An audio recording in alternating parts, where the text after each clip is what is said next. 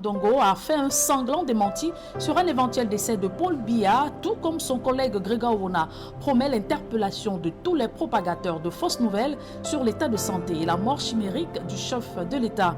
Quant à l'ancien ministre Ange Michel Angouin, cette actualité mérite attention de tous les citoyens soucieux de l'avenir de leur pays. Pour ce haut magistrat, le débat est légitime et mérite d'être encadré. Pierre Lavert du Romban.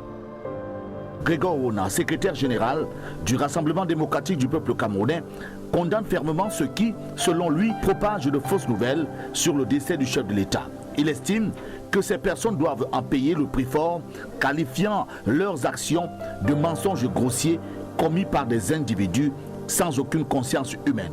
De son côté, Jacques Famdongo, ministre d'État et secrétaire à la communication du comité central du RDPC, réagissant aux rumeurs selon lesquelles une chaîne de télévision étrangère aurait annoncé la mort du président Paul Biya. Pour lui, cette information est totalement infondée et relève d'un stratagème fantasmagorique qui ne doit pas ébranler la maturité politique, la lucidité et le patriotisme des Camerounais et des amis du Cameroun.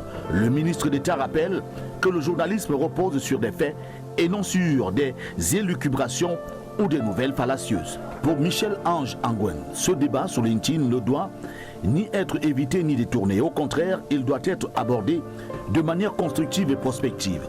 Il est important que la question de la santé du président ne devienne ni un tabou ni une source de mystification. Elle doit être encadré par les instances officielles responsables de la communication. Michel Ange Angouin rappelle que le président de la République est le dépositaire du mandat confié par le peuple camerounais.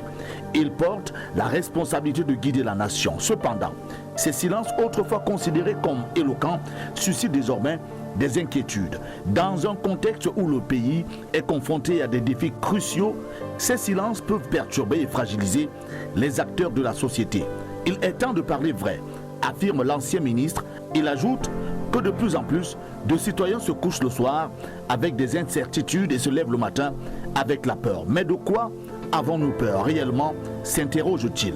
D'un point de vue objectif, le président de la République, martèle-t-il, jusqu'au prochain scrutin demeure celui qui détient les clés de la paix, de la stabilité et de la cohésion nationale.